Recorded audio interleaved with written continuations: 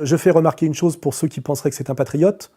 Jamais un patriote n'est pour la guerre civile. La guerre civile est toujours l'intérêt d'un tiers et d'un étranger. Toute guerre civile introduit l'étranger dans les affaires d'un pays.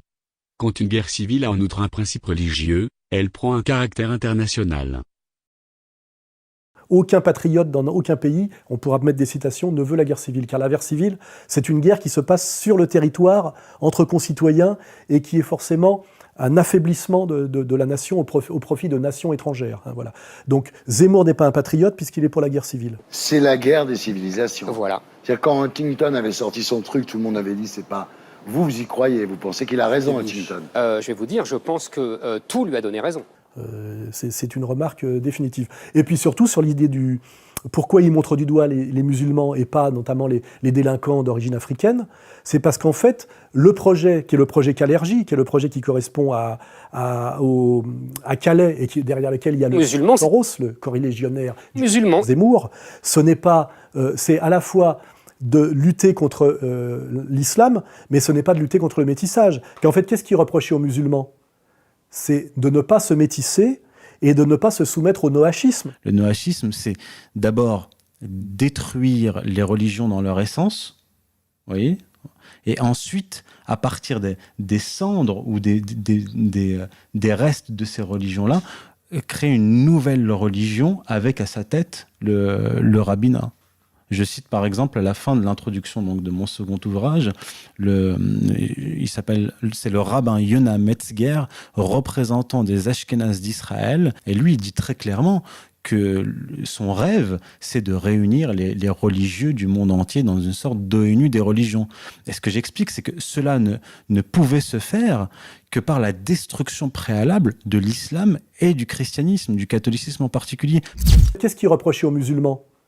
C'est de ne pas se métisser et de ne pas se soumettre au noachisme, c'est-à-dire de ne pas se comporter comme des blacks, d'une certaine manière.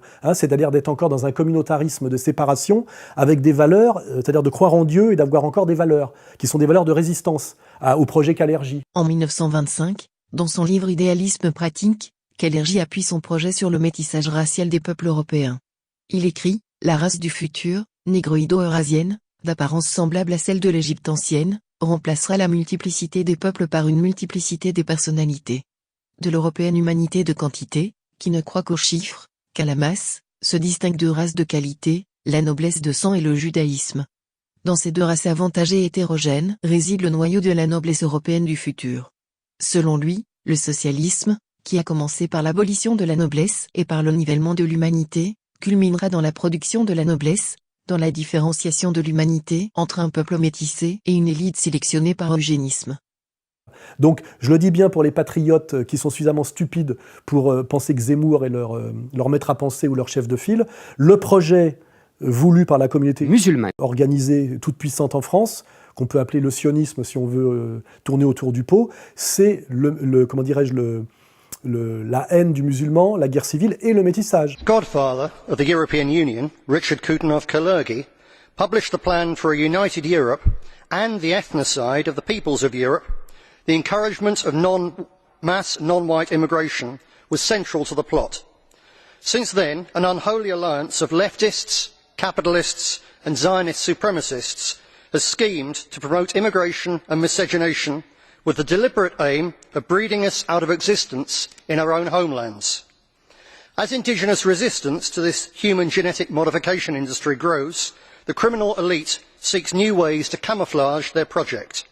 First, their immigrant pawns were temporary guest workers. Then it was a multiracial experiment. Then they were refugees. Then the answer to a shrinking population. Different excuses, different lies. And asylum is just another one. But the real aim stays the same. The biggest genocide in human history. The final solution of the Christian European problem. Voilà, d'ailleurs les musulmans ne seront tolérés à nouveau en France que s'ils cessent d'être musulmans, que s'ils se soumettent notamment sur la question de la Palestine et que s'ils acceptent effectivement d'être des métis noachiques. C'est clair et net. L'Europe a besoin de migrants. Elle en a besoin de façon vitale pour payer les retraites de ceux qui travaillent. C'est ça qu'on appelle, nous, l'économie positive, c'est-à-dire travailler dans l'intérêt des générations suivantes. Aujourd'hui, des réfugiés venus de Syrie, d'Irak, de Libye, d'Érythrée, de Somalie, du Soudan, veulent échapper au chaos. Le débat sur l'opportunité ou non de leur tendre la main est indigne de notre histoire et des valeurs universelles portées par la République. Les accueillir n'est ni un fardeau ni une invasion. C'est une obligation juridique et un devoir moral. On ne leur demandera pas de partir. Hein. Je vous garantis qu'aucun musulman d'autorité sur la France ne veut que les musulmans partent. Ils veulent juste qu'ils se soumettent à leur projet de domination, c'est tout. Et ils se font tirer les oreilles uniquement parce qu'ils respectent leur père et leur mère et qu'ils croient encore en Dieu. C'est tout. Hein.